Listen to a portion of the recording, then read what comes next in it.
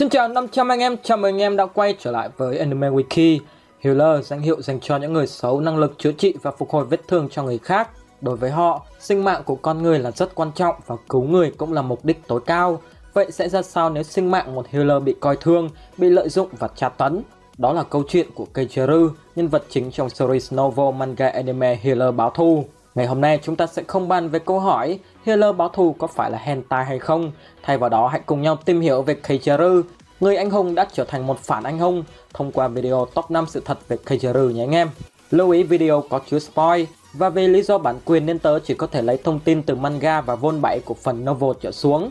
Ngoài ra nếu anh em nào có nhu cầu mua phụ kiện điện thoại như tai nghe, ốp lưng, cáp sạc các thứ, đừng quên ghé qua ủng hộ shop phụ kiện điện thoại của Anime Wiki. Giá cứ học sinh nhưng chất lượng thì bao phụ huynh đó nhé. Link shop ở phần bình luận và mô tả đó nha anh em.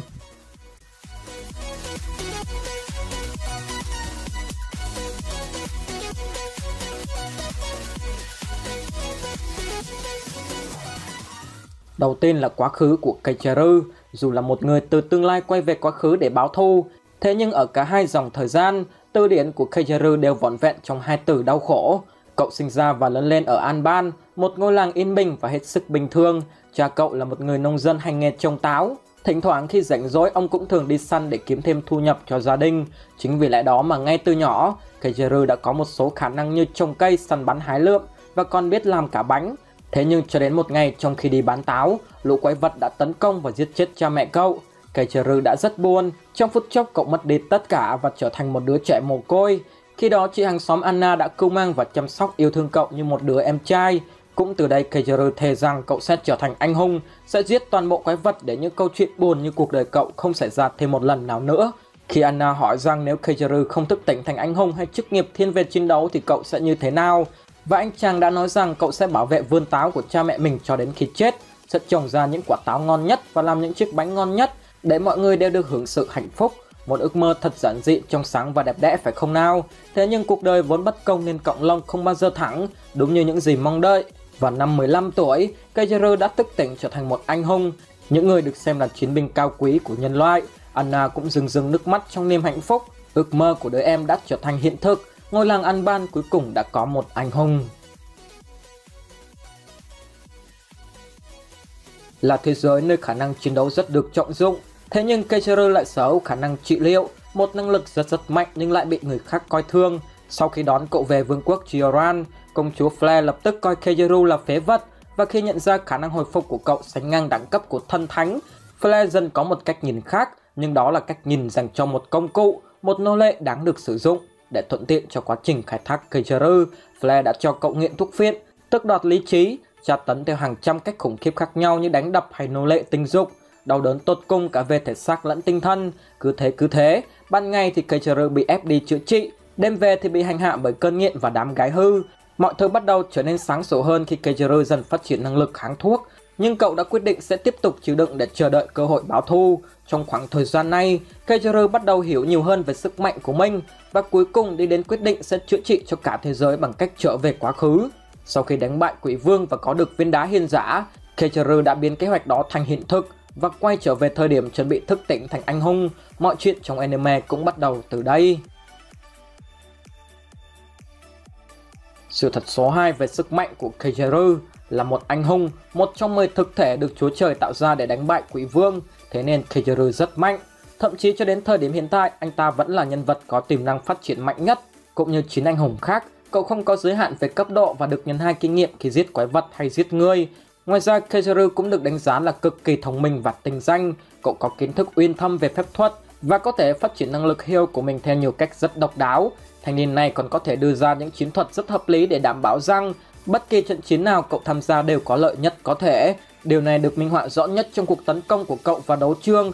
Khi đó Keiichiru không chỉ xâm nhập vào nơi này trước vài tuần để lén lút xáo trộn hệ thống phòng thủ, mà còn phát triển một kế hoạch để lấy lòng cư dân của vương quốc Gioran.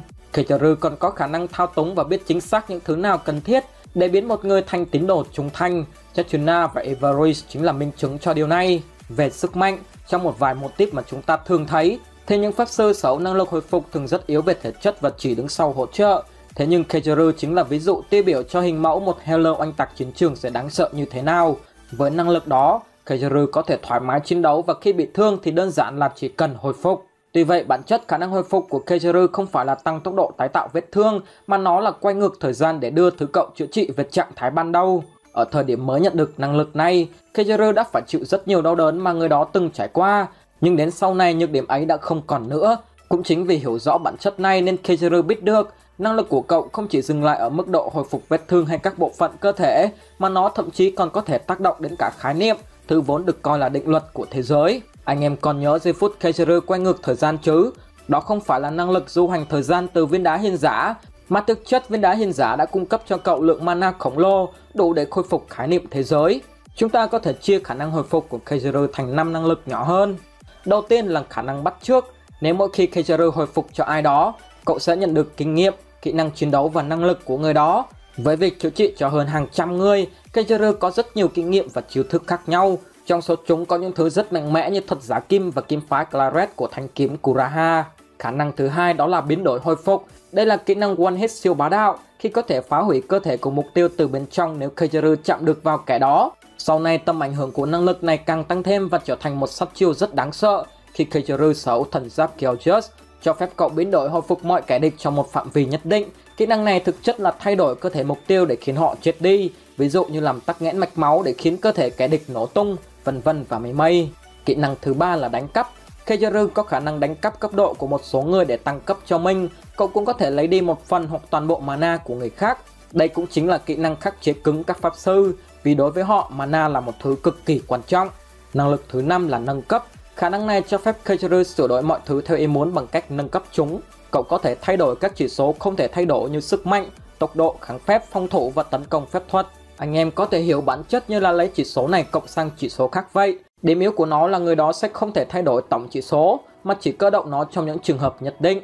Ví dụ khi cần tốc độ thì Keijuru sẽ dồn tất cả điểm vào tốc độ hay một điều gì đó tương tự. Với nâng cấp, Keijuru cũng có thể thay đổi chức năng các vật phẩm phép thuật hoặc vật phẩm yểm bùa, hay có thể thay đổi ngoại hình của bản thân và người khác. Ngoài ra cậu còn có thể can thiệp vào tâm trí mục tiêu như biết được quá khứ của họ, thậm chí có thể xóa trí nhớ, thay đổi ký ức hoặc cho họ thấy được ký ức của mình. Vâng, đây chính là năng lực rất phù hợp với những thanh niên thích xây dựng dàn harem cho riêng mình. Khả năng thứ 5 của hồi phục chính là kháng thuốc. Nó là kỹ năng đã cứu rỗi cuộc đời của Keijuru. Với kháng thuốc, anh chàng có thể miễn nhiễm với toàn bộ chất độc cho dù là độc tố của thân điểu. Mặc dù là khả năng tự động kích hoạt nhưng nó vẫn sẽ tiêu tốn mana, thế nên Keijuru có thể chết nếu trúng độc quá lâu. Tiếp đến là các kỹ năng anh chàng đã từng sao chép được. Đầu tiên là thuật giả kim, cho phép biến đổi vật chất một cách kỳ diệu, có thể dễ dàng biến thân từ một chàng thợ sửa ống nước trở thành một thợ sửa máy lạnh. Keijuru cũng có thể dễ dàng tạo ra thuốc kích dục và vô vàn thứ thuốc khác như thuốc chữa bệnh, thuốc hồi phục thể lực, mana vân vân. Cùng với đó là kiếm kỹ Claret mang đến cho Keijuru năng lực đấu kiếm ngang đẳng cấp với kiếm thánh, và thậm chí còn suýt soát nếu so sánh với anh hùng kiếm. Ngoài ra nhờ Flare, Keijuru còn có thể sử dụng phép thuật từ 4 nguyên tố vĩ đại và sử dụng được phép thuật cấp độ 5, cấp độ cao nhất mà con người có thể làm được. Đương nhiên là ngoại trừ anh hùng ma thuật Flare. Không dừng lại ở đó, Keijuru còn sở hữu một thần khí, vũ khí mạnh nhất thế giới và chỉ dành riêng cho anh hùng, đó là thần giáp Kyojust.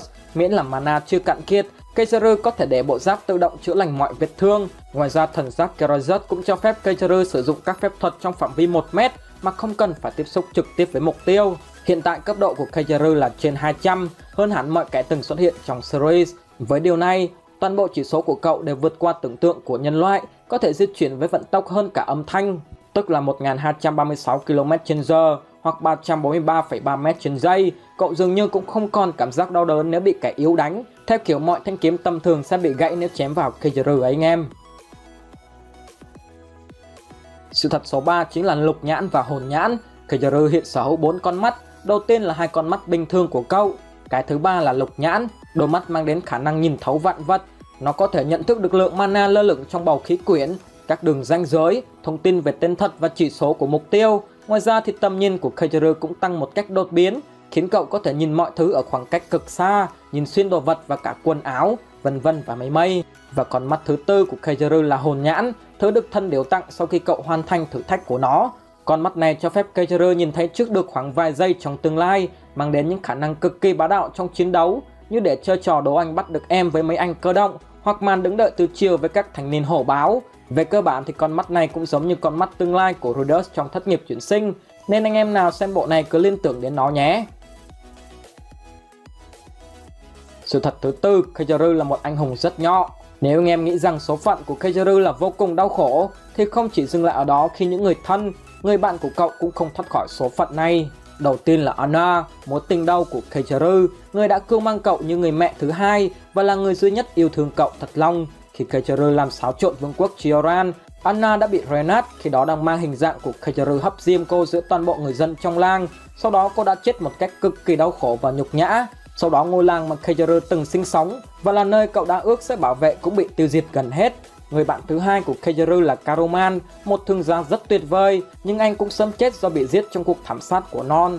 Tiếp đến là ngôi làng Hắc Dược tộc và đặc biệt là trưởng làng Miru. Kageru đã rất thích bọn họ, thế nhưng trong lúc cậu cùng team đi thử thách thân điểu thì gần như toàn bộ người dân làng Hắc Dược tộc đã bị quân đội Quỷ Vương tàn sát. Kế đến là bộ tộc Thiết Chư, bọn họ là một trong số ít người Kageru tin tưởng với tư cách là đồng đội, nhưng rồi cũng bị giết sạch bởi anh hùng súng. Thậm chí đến cả động vật cũng không thoát khỏi định mệnh khi đã được Kageru để ý. Những con rồng bay mà anh chàng từng muốn sở hữu để sau này tự do bay lượn trên bầu trời, và hai kỵ sĩ cưỡi chúng cũng bị giết một cách không toàn thây. Khi một bên bị thiêu xác, còn một bên bị cắt vụn thành từng mảnh. Nói tóm lại, đừng nên dây vào anh hùng trị liệu nếu không muốn chết. Sự thật số 5, Kageru là một người tốt. Đó là một câu hỏi rất thú vị. Một người bị đối xử như súc vật, bị sử dụng như một công cụ, mất hết người thân và bạn bè. Từ tất cả điều đó, nếu không biết về quá khứ của anh chàng, người ta sẽ nghĩ Kageru là một người xấu. Thế nhưng khi theo chân của anh chàng trong những cuộc hành trình thì rõ ràng thanh niên này là một người tốt, nhưng không phải là một người tốt mù quáng. Tôi là một người theo chủ nghĩa hòa bình, chỉ cần bạn không làm hại tôi sẽ không làm gì bạn. Tuy nhiên khoảnh khắc bạn trở thành kẻ thù của tôi thì sẽ không có sự tha thứ. Đó là câu nói Kageru mô tả chân thật nhất về con người của cậu. Trên thực tế, bạn có thể hành hạ người khác trước mặt thanh niên này, nhưng đừng đụng vào người thân bạn bè của anh ta. Bạn sẽ bị tra tấn, bị hành hạ đến mức ước mình có thể được chết đi. Ngoài ra, nếu ghét ai đó, Kageru sẽ bình thường như không có gì xảy ra. Nhưng nếu kẻ đó đụng chạm đến cậu thì đó là ngày tận thế. Những trường hợp lỡ tay với anh chàng may mắn thì đã chết, nhưng xui xẻo hơn khi sống sót thì cũng bị tẩy não do trở thành công cụ lao động. Thế nhưng đối với người dân vô tội, người thân và bạn bè thì Kageru thực sự là một tấm khiên ấm áp. Nếu ở bên cậu, họ sẽ có một cuộc sống hạnh phúc. Trong trường hợp ở bên cạnh thôi nha anh em, chứ ở xa thì phải cẩn thận nhé. Kageru cũng hoàn hảo trong mọi lĩnh vực, từ đánh nhau trên chiến trường đến đánh nhau trên giường, đã tiêu diệt Quỷ Vương và lật đổ ách cai trị tàn ác của vương quốc Chiroan. Thế nên có thể nói anh chàng này chính là một thanh kiếm sắc nhọn, có thể giết chết bạn cũng như bảo vệ bạn vô cùng vững chắc. Vậy ý kiến của anh em như thế nào về câu hỏi trên? Hãy để lại nhận xét của mình ở phần bình luận nhé. Còn bây giờ thì xin chào và hẹn gặp lại anh em trong những video sau của Anime Wiki.